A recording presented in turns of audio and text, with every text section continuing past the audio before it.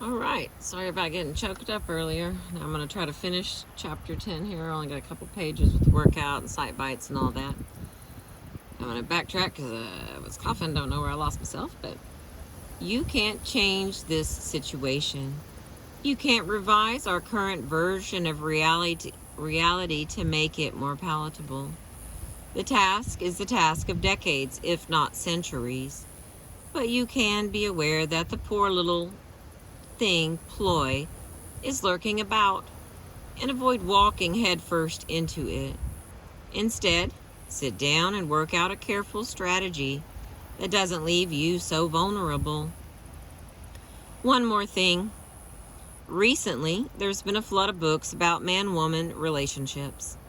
Newsweek for June 1st of 1987 calls it a new multi-million-dollar publishing phenomenon, in which writers are still mining the apparently inexhaustible plight of being a woman, but they're starting to blame most of women's problems on men. There's Men Who Hate Women and the Women Who Love Them, When Loving Hurts and You Don't Know Why by Susan Forward and Joan Torres. There's How to Love a Difficult Man by Nancy Good.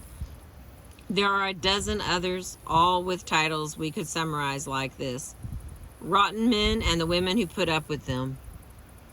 I understand the comfort women find in reading a skillfully drawn portrait of a rotten man and thinking, that's him, that's my significant other.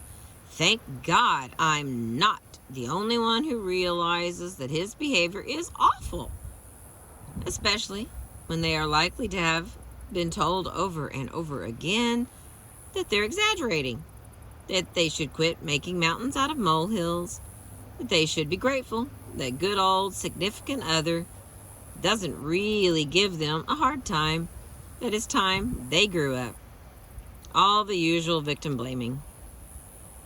But once these books have transmitted this message, I've met the man and you're right, he's rotten.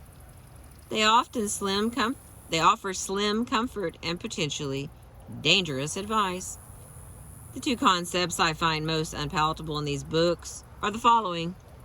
1. Men are the way they are because they are men and they can't change. 2. Something has to be done to improve the relationship so you won't get hurt so badly. And you are going to have to do it.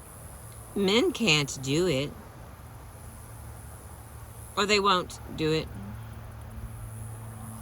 In addition, some of them contain the really cruel claim that men grow up to hate women and treat them badly because of the parenting that they get. Since most of that parenting is done by women, this is equivalent to saying that women teach men, their sons, to be misogynists. It is a rare family in which the father-son contact is extensive enough to lift that blame off the shoulders of mothers. This is not the place for me to attempt to refute the How to Deal with Rotten Men books. And there is much within them that I would fully support. I do want to say, however, that when you are involved in a long-term relationship with a man whose abusive behavior is verbal rather than physical, it simply is not true that he can't change. It is very convenient for him to be able to present that claim and point out that even women professionals will back him up in it. But you should not allow him to get away with it. Furthermore, if you use the techniques of gentle arts and tonics, it's not true that he won't change. It may take him a while, but he can change, and he will. All right, that's the end of chapter 10. Now here's the workout. Let's see how many of them there are. There's 5 of them. 1. Keep a topics list for yourself for 1 full week. Then prepare a master list and evaluate it. How good are you at introducing topics? Is your list a surprise to you? Number 2. A perfectly tuned conversation is a vision of sanity, a ratification of one's way of being human, and one's place in the world, and nothing is more deeply disquieting than a conversation gone awry. To say something and see it taken to mean something else. To try to be helpful and be thought pushy. To try to be considerate and be called cold.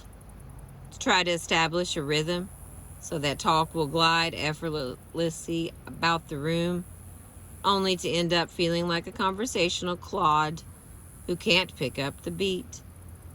Such failure at talk undermines one's sense of competence and being a right sort of person. If it happens continually, it can undermine one's feeling of psychological well-being. Deborah Tannen quoted and noted with pleasure from the New York Times book review for March 2nd of 1986. What do you think? Does Tannen state the case accurately? Do you agree that nothing is more deeply disquieting than a conversation gone awry? Consider her description of how it feels to be involved in such a conversation. Does it describe your own perceptions when your conversations don't go well? If not, remember it anyway. You are sure to interact with people for whom it is an accurate description, and it will provide you with valuable clues to behavior that would otherwise mystify you. Number 3, physicians are famous for violating the rules of conversation.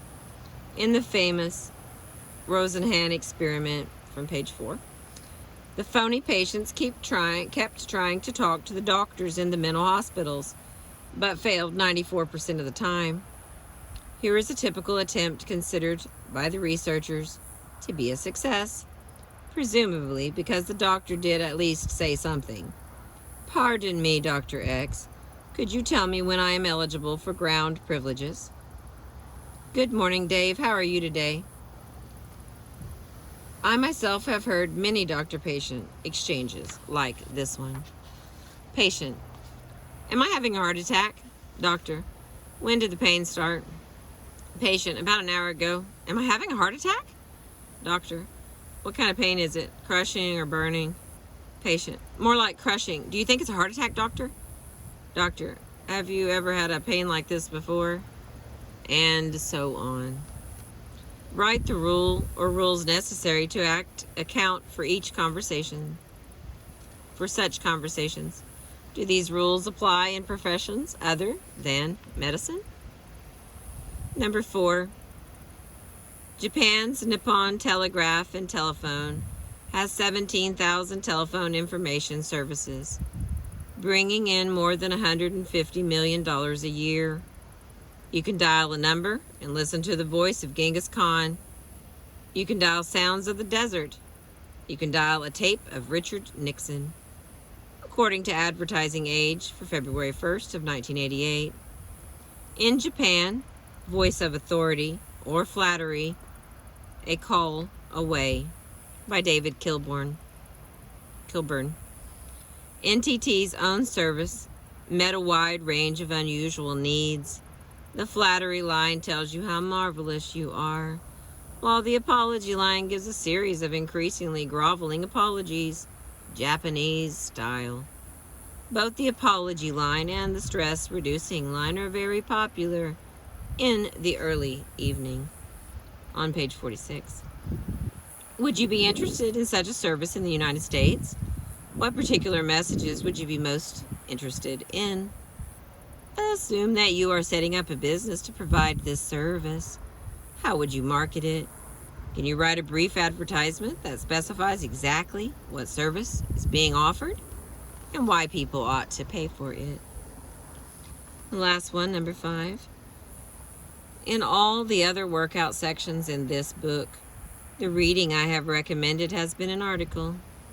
This time I'm going to suggest an entire book, Minding the Body, Mending the Mind, by Joanne Borysenko, published by Addison Wesley in 1987. Few things are as important to your success as your health, and that makes the time spent reading Borysenko's work an excellent investment. For the non-specialist, I know no better source for information about what is now being called mind-body medicine. All right, the last little section is the Cite Bites. It looks like we have some of them. Looks like 7.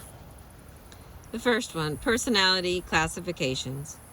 Figure 1 shows the results of testing in 2 type A personalities who could be termed carriers.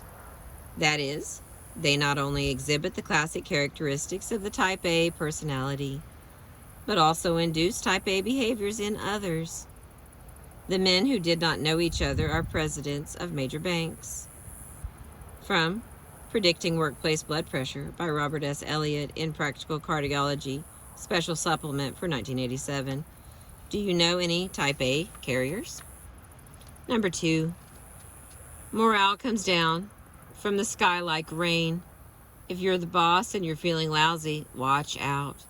You're like the plague, going to work, going around. If I wake up in a terrible mood, I don't go near my store. I work at home. I don't want to bring any of my people down.